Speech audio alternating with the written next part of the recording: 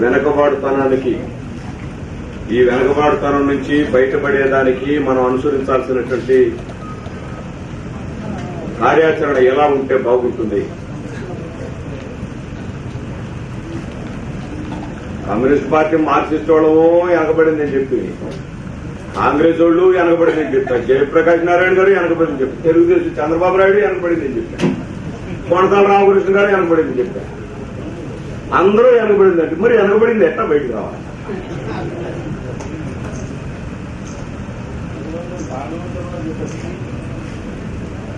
ఈరోజు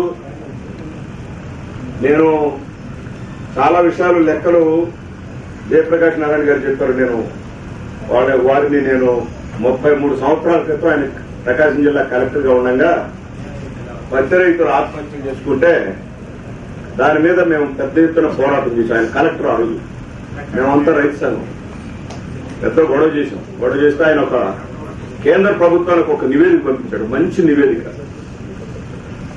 నాకు బాగా గుర్తుంది.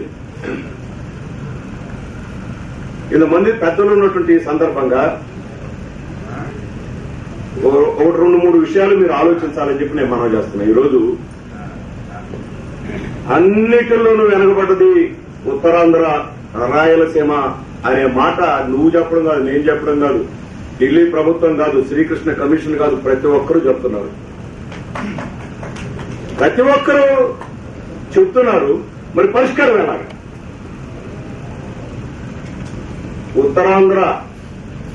ఉత్తరాంధ్రలో ఉన్నటువంటి రైతాంగం మెడ్రాసు పోతే శ్రీకాకుళం జిల్లా వాళ్ళు, హైదరాబాద్ పోతే విజయనగరం జిల్లా వాళ్ళు, విజయవాడకు వస్తే ఉత్తరాంధ్ర వాళ్ళు.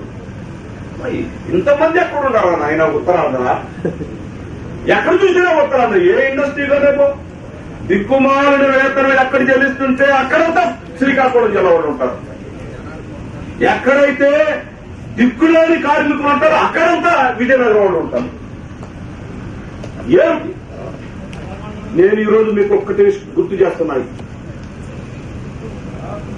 రాష్ట్రంలో 3500 స్కూళ్లు, ప్రాథమిక పాఠశాలలు మూతపడుతున్నాయి ఈ సంవత్సరం. అక్షరాస్యత బాగా తక్కువగా ఉన్నది ఉత్తరాంధ్ర 3 జిల్లాలు. జయప్రకాష్ నారాయణ గారు చెప్పారు. ఇంకా చాలా వివరాలు, లెక్కలు మన రామకృష్ణ గారు ఇచ్చిన దాంట్లో అన్ని లెక్కలు ఆ జోలికి నేను పోదలుచుకోను. 3500 స్కూళ్లు మూతపడతా ఉంటే అందులో అత్యధిక సంఖ్య స్కూళ్లు మూతపడుతున్న ఉత్తరాంధ్ర. మండలానికి 8 స్కూళ్ల నుంచి 12 స్కూళ్ల దాకా మూతపడుతుంది ఈ సంవత్సరం. ఇక్కడ ఉన్నటువంటి రకరకాలైనటువంటి సంస్థలందరూ విద్యాశాఖ మంత్రి దగ్గరికి పోయి, సార్ మా ఉత్తరాంధ్ర అసలే చదువులు వెనకబడ్డది, మీరు మూతేస్తే ప్రభుత్వ స్కూళ్లన్నీ మూతేస్తే దళితులు, గిరిజనులు, బలహీన వర్గాలు, పేదవాళ్లు చాలా మంది చదువుకు దూరం అయిపోతారు. ఆస్తిపోతున్న వాళ్ళు ఎవరైనా కొంతమంది ప్రైవేట్ స్కూల్స్ కి వెళ్ళినా గతిమ వాళ్ళు వెళ్లరు, మీరు ఆలోచించండి అని అంటే, ఇప్పుడు దాకా ప్రతి సంవత్సరం కొన్ని ప్రాథమిక పాఠశాలలు మాత్రమే మూతపడుతున్నాయి. ఈ సంవత్సరం ఈ జాడ్యం హై స్కూల్ కూడా విస్తరించేసింది తెలుగుదేశం ప్రభుత్వం. నేను మనవి చేస్తాను మీకు అందరికీ, శ్రీకాకుళం జిల్లా ఈ సంవత్సరం భయంకరమైనటువంటి కరువుకు గురైంది. మీకు అందరికీ తెలిసే ఉండాలి. 15 మండలాలు కరువు పీడిత మండలాలుగా ప్రకటించింది ప్రభుత్వం. ఈ మండలాల్లో వలసపోయిన పోగా పనులు లేక అక్కడ ఉపాధి హామీ పనుల కోసం కూలీలు ఉపాధి పనులకు వెళ్లారు.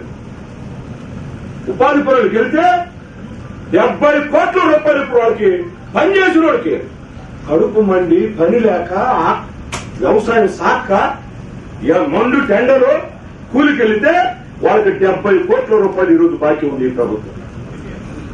జీవనెత్తు ఉందా అని నేను అడుగుతున్నా. ఉత్తరాంధ్రలో జీవనెత్తు ఉందా అని నేను అడుగుతున్నా. నేను మనవి చేస్తున్నాను మీకు అందరికీ, 70 కోట్ల రూపాయలు కాయ కష్టం చేసినటువంటి కూలోళ్ళకి, ఎండలో పనిచేసిన వాళ్ళకి, మరో దిక్కులేక పనిచేసిన వాళ్ళకి 70 కోట్ల రూపాయలు ఈరోజు బాకీ. ఒకటా ఉద్దానంలో 7 మండలాల 116 గ్రామాల కిడ్నీ రోగాల రాష్ట్రంలో ఇంకేదన్నా జిల్లాలో ఉన్నదానికి ముఖ్యమంత్రి పవన్ కళ్యాణ్ ఇల్లు వచ్చిన తర్వాత విజిట్ చేసి 116 గ్రామాలకి ఫిబ్రవరి నెలాఖరు లోపల అందరికీ మినరల్ వాటర్ ఉచితంగా సరఫరా చేస్తానంటాడు. చేసాడా? మే నెల అయిపోతుంది. నేను అడుగుతున్నా మిమ్మల్ని. అంతేకాదు కిడ్నీ రోగస్తులకు అందరికీ ముఖ్యమంత్రి ఇచ్చిన వాగ్దానం ఏమిటంటే అందరికీ పెన్షన్ ఇస్తాడు. ఒక్కడికంటే ఒక్కడికి పెన్షన్ ఇవ్వడు. అదే బాహుబలికి, గౌతమిపుత్ర శాతకర్ణికి ఈతికిచ్చిన రాయితీలు కూడా ఇవ్వడా కిడ్నీ రోగస్తులకి? ఏమిటి పరిస్థితి? నేను అడుగుతున్నాను మిమ్మల్ని అందరినీ. గౌతమిపుత్ర శాతకర్ణి అంత పేదవా? అంత దరిద్రమా? నేను అడుగుతున్నాను మిమ్మల్ని అందరినీ. బాహుబలి సినిమా 100,000 కోట్ల రూపాయలు సంపాదించింది. దానికి ఇచ్చిన రాయితీలు ఉత్తరాంధ్రకి కుదరదా? నేను అడుగుతున్నా మిమ్మల్ని అందరినీ. ఈ సందర్భంగా నేను మనవి చేసేది ఏంటంటే మీరు ఆలోచించండి. ఇది నడవాలంటే కొణతాల రామకృష్ణ గారు ఉన్నారా? కొణతాల రామకృష్ణ గారు తలపెట్టినటువంటి ఈ కార్యక్రమం నడవాలంటే ఓ పద్ధతిని ఇక్కడ మనం అనుసరించాలి. జయప్రకాష్ నారాయణ గారు ఒక పద్ధతి చెప్పాడు. ఆయన జయప్రకాష్ నారాయణ గారిది ఒక విధానం, నాదొక విధానం, రామకృష్ణ గారిది ఒక విధానం, ఇక్కడ పెట్టిన పెద్ద ఆయనది ఒక విధానం. ఇంతమంది కూడా ఇక్కడ మేము ఉన్నాం. మా విధానాలన్నీ చాలా తేడా ఉండబట్టే తలా ఒక పార్టీలో ఉన్నాం. ఎంత అందరూ ఒకే పార్టీ ఉండేవాళ్ళం. మేము ఇంతమంది ఉత్తరాంధ్ర వెనుకబాటుతనానికి వ్యతిరేకంగా ఏం చేయాలి? ఉత్తరాంధ్ర అయినా కూడా అందరూ తెలంగాణ అంగీకరించా, మా మాస్టర్ గారు రమణ గారు అంగీకరించా, పోరాడుతుండే చాలా కాలం నుంచి తేడా లేదు. అని ఎలా తేడాలు ఉన్నటువంటి నేపథ్యంలో మనం ఏం చేయాలి? ఎలా చేయాలి? ఇప్పుడు నేను నా విధానం కాడికి వచ్చేసరికి మీకు అర్థం కావాలి. ఈ ప్రభుత్వం ఉత్తరాంధ్రలో వెనుకబాటుతనానికి ఏమిటి కారణం అంటే నా పరిష్కారం ఒకటి. జయప్రకాష్ నారాయణ గారు ఇందాక ఒక పరిష్కారం చెప్పారు. మీకు అందరూ మీరు పత్రికల్లో చూసి ఉంటారు. 450 కోట్ల రూపాయలతో నెక్కంటి ఫుడ్స్ అని చెప్పేసి కంపెనీ ఇందాక రమణ గారు మొదట ఉపన్యాసం చేస్తూ మా ఉత్తరాంధ్రలో షుగర్ ఫ్యాక్టరీలన్నీ మూతపడిపోయి రైతులకి ఇవ్వాల్సినటువంటి బాకీలు చెల్లించలేదు, ఏమిటే కర్మ అని చెప్పి ఆయన లేవనెత్తాడు. ఈ నెక్కంటి ఫుడ్ రోడ్ వచ్చే రాష్ట్రంలో 29 షుగర్ ఫ్యాక్టరీలు ఉన్నాయి, ప్రైవేట్ కానీ ప్రభుత్వం కానీ కోఆపరేటివ్ కానీ. ఈ నెక్కంటి ఫుడ్ రోడ్ నెల్లూరు జిల్లా కృష్ణాపట్నం దగ్గర 450 కోట్ల రూపాయలతో ఒక షుగర్ రిఫైనరీ పెట్టేదానికోసం రాష్ట్ర ప్రభుత్వం పర్మిషన్ ఇచ్చింది. ఈ షుగర్ రిఫైనరీ మొత్తం కృష్ణాపట్నం విదేశాల నుంచి పామాయిల్ దిగుమతి చేసుకుంటున్నాం, విదేశాల నుంచి గోధుమలు దిగుమతి చేసుకుంటున్నాం, విదేశాల నుంచే కందిపప్పు దిగుమతి చేసుకుంటున్నాం.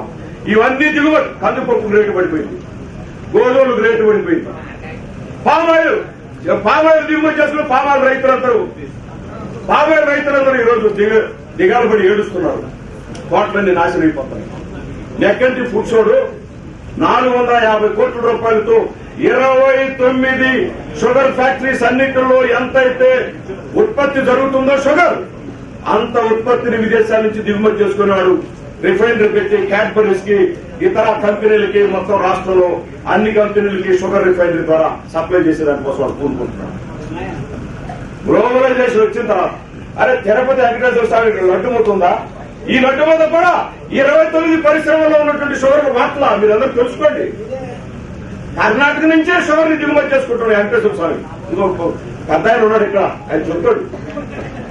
నేను మనం చేస్తాను, నేను మీకు మనం చేస్తున్నా. ఎందుకు వచ్చింది పరిస్థితి? ఈ గ్లోబలైజేషన్ విధానం అనేటువంటిది వచ్చి విదేశాల మీద ఆధారపడటం ప్రారంభించిన తర్వాత మన దరిద్రం ఎక్కువ అవుతాం. అందుకని నేను ఈ మాట చెప్పి జయప్రకాష్ నారాయణ ఆ మాట చెప్పి కౌన్సిల్స్ అని చెప్పి ఇంకో మాట చెప్పి ఇవన్నీ ఈ చర్చ అయితే మనకు ఇది ముందు పడదు. అందుకని నేనేమంటున్నానంటే ఉత్తరాంధ్రలో స్కూళ్లు మూసేయకూడదు. ఉత్తరాంధ్రలో కరువు పీడిత ప్రాంతంలో రైతులకి కూలీలకి ఉపాధి హామీ డబ్బులన్నీ విడుదల చేయాలి. కరువులో మంచినీళ్లు సరఫరా చేయాలి. ఉద్దానంలో రోగాలు దెబ్బతి ఎవరైతే బాధపడుతున్నారో వాళ్ళందరినీ ఆదుకునేదానికి చర్యలు చేపట్టాలి. మినరల్ వాటర్ ఉచితంగా సరఫరా ఇట్లాంటి కనీసమైనటువంటి కొన్ని కార్యక్రమాలు మన మధ్య తేడాలు ఉన్నాయి. తేడాలన్నింటినీ పక్కన పెట్టి అందరం కలిసి అంగీకరించినటువంటి కార్యక్రమం మీద ఒక పెద్ద ఉద్యమానికి తలపెడితే అప్పుడు సాధ్యమవుతారు మాట్లాడారు. అందుకని కొడతారు రామకృష్ణ గారికి ఆలోచించాలని నేను మనం చేస్తాను. ఈ రోజు అరే గౌతమి పుత్ర శాస్త్రజ్ఞని అరే దీనికిచ్చిన రాయితీ రైతులకి ఎవరా? రాయలసీమలో మిత్రులారా, రాయలసీమలో 1700 కోట్ల రూపాయలు రైతులకు ఇవ్వాల్సినటువంటి పెద్ద ఆయన మాట్లాడతాడు. ఈయనకు తెలుసు బాగా అన్ని విషయాలు. ఈ అనంతపురం జిల్లా సంగతి 1700 కోట్ల రూపాయలు ఇన్పుట్ సబ్సిడీలు 3 సంవత్సరాల నుంచి నేను అధికారానికి వస్తే అందరికీ ఇన్పుట్ సబ్సిడీలు ఇస్తా, ఇన్సూరెన్స్ అంతా ఇస్తానని చెప్పాడు చంద్రబాబు నాయుడు. నేను అనలేస్తాను మీకు అందరికి. రాష్ట్రంలో ఈ ప్రభుత్వం యొక్క విధానాలు బరి తెగించే కార్పొరేట్లని పెద్ద వాళ్ళని పెద్ద కామందుల్ని బలపరిచేటువంటి విధానాలు ఉన్నాయి. అందువల్ల ఈ దరిద్రం అంతా, ఈ వెనుకబడతనం అంతా ఉత్తరాంధ్ర కనిపెట్టాలి ఆయనకి. అందుకనే ఈ వేదిక మీద నుంచి నేను మనవి చేస్తున్నా, ఉత్తరాంధ్ర ప్రజల యొక్క ఆకాంక్షల మీద చంద్రబాబు నాయుడు మహానాడు కంటే ముందు ప్రకటన చేయాలా, ఉత్తరాంధ్ర ప్రకటన చేయాలి.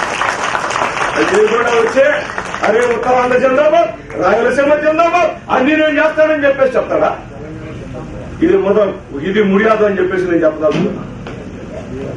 అందుకని మీకందరికీ ఈ సందర్భంగా నేను మనవి చేసేది, ఈ రోజు 2-3 ముఖ్యమైనటువంటి విషయాలు కొడతాలు గారు చెప్పిన దాంట్లో లేని విషయాలు నేను చెప్తున్నా. తక్కువ విషయాలు, చాలా విషయాలు కొడతాలు గారు చెప్పినవి నేను అంగీకరిస్తున్నాను.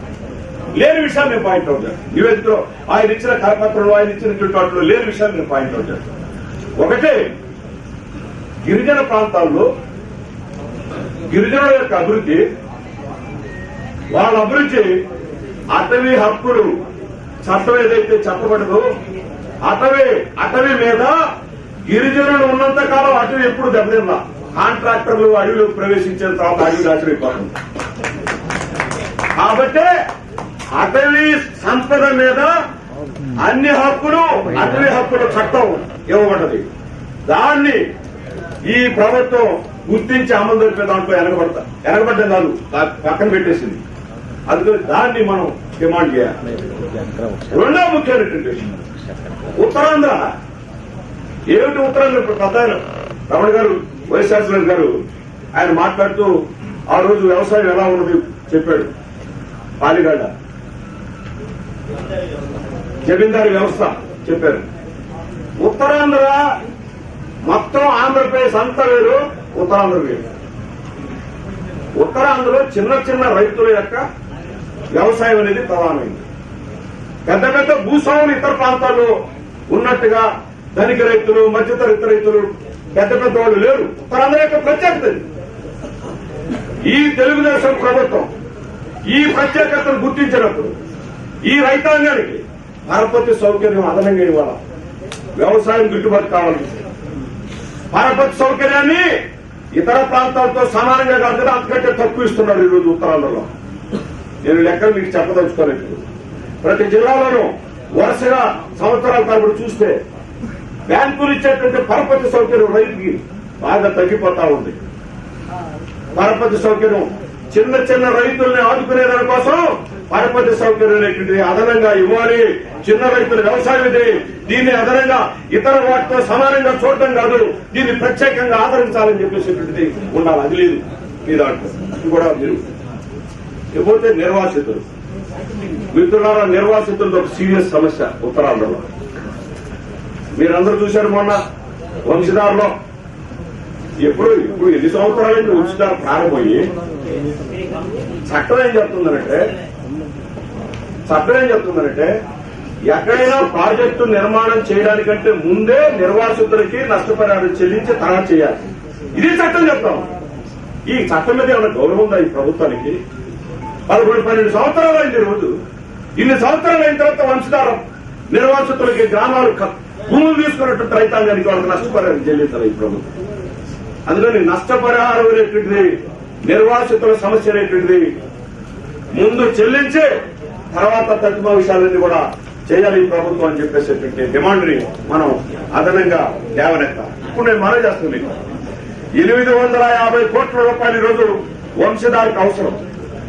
450 కోట్ల రూపాయలు మాత్రం మంజూరు చేసిన ప్రభుత్వం. మార్చిలో ఇస్తానంది నిర్వాసితులకి డబ్బు. మార్చి అయిపోయింది, మే అయిపోయింది, ఇప్పుడు కేవలం యూత్ ప్యాకేజీ. అందుకని నేను మీకు మనవి చేస్తున్నా, నిర్వాసితుల సమస్య అనేటువంటిది చాలా ముఖ్యమైనటువంటి. రైతాంగం వాళ్ళకున్న 2 ఎకరాలు 3 ఎకరాలు మొత్తం ప్రభుత్వం తీసుకున్న తర్వాత వాళ్ళు బజార్లకి నెట్టబడుతున్నారు. దిక్కు దివాణం లేనటువంటి రైతులుగా తయారవుతున్నారు. కాబట్టి నిర్వాసితుల సమస్యని ఈ వెనకబడ్డ ప్రాంతాలకి ప్రత్యేక ప్యాకేజీ ఇస్తామని కేంద్ర ప్రభుత్వం, రాష్ట్ర ప్రభుత్వం కావాలని కోరింది. 50 కోట్లు ఇచ్చారు. ఆ 50 కోట్లు కూడా అయిపోతే సరిపోతుంది. ఏమిటి కర్మ? ఏం అనుకుంటున్నారా? నేను మీకు అందరికీ మనవి చేస్తున్నా, ప్రత్యేక ప్యాకేజీ అనేటువంటిది ఈ 50 కోట్లు చాలు, అదనంగా మీరు ఇవ్వాలి. దీన్ని ఒక ప్రధానమైనటువంటి సమస్యగా మనం చేయాలని చెప్పేసి మీకు అందరికీ నేను మనవి చేస్తాను. వీటి చుట్టూ ఉద్యమాన్ని నిర్మించేదానికోసం ఇంకా నేను చాలా విషయాలు మీకు చెప్పొచ్చు. విద్యారంగంలో, వైద్య రంగంలో ఎంత అన్యాయంగా ఉందంటే ఈ ఉత్తరాంధ్ర అంటే నెత్తిన ఇంటికి లేవు, వీళ్ళ ఒంటి మీద బట్టలు లేవు, వీళ్ళేం చేస్తారు లేదా అనుకుంటున్నట్టుంది గవర్నమెంట్. నేను మనం చేస్తాను మీకు అందరికీ. ఉత్తరాంధ్రలో విశాఖపట్నం కేజీహెచ్ చూడండి.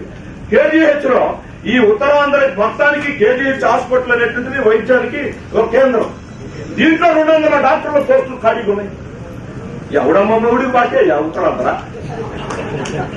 అడుగుతున్నా. 200 పోస్టులు ఖాళీగా ఉన్నాయి. ఎందుకుండా పోస్టులు ఖాళీగా? యూనివర్సిటీ 300, 570 పోస్టులు మొత్తం నర్సింగ్ పోస్టులన్నీ కూడా ఖాళీగా ఉన్నాయి. నాన్ డాక్టర్స్ పోస్టులన్నీ ఖాళీగా ఉన్నాయి. నేను మనం చేస్తున్నా, తెలుగుదేశం ప్రభుత్వం మహానాడుకు ముందు ఈ విద్యా వైద్య రంగాల్లో ఉన్నటువంటి పోస్టులన్నీ కూడా భర్తీ చేయాలని చెప్పేసి మనం వాయిద్యాలి. ఈ అంశం కూడా కొంటాల రామకృష్ణ గారు టేకప్ చేయాలని చెప్పేసి నేను మనం చేస్తున్నాను. ఇంకా చాలా విషయాలు మనం మాట్లాడుకోవచ్చు, కానీ ఏమైనా కొంటాల రామకృష్ణ గారికి ప్రత్యేకమైనటువంటి ధన్యవాదాలు. వారు చెప్పారు.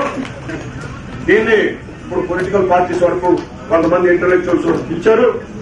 రాబోయే రోజుల్లో రకరకాలైనటువంటి సంస్థల్ని, ప్రజా సంఘాలని, ట్రేడ్ యూనియన్స్ ని అందరినీ భాగస్వాములు చేసి ఇదొక ప్రజా ఉద్యమంగా ఒక కార్యక్రమం చేపడితే తప్ప ఇవి సాధించుకోవడం సాధ్యం కాదు. అయితే ఇలాంటి ప్రాథమిక చర్చ అనేటువంటిది మాత్రం ఖచ్చితంగా మనకు ముందుకు పోయేదానికి ఉపయోగపడుతుందని చెప్పి మనం చేస్తూ నాకు ఈ అవకాశం ఇచ్చిన నమస్కారం.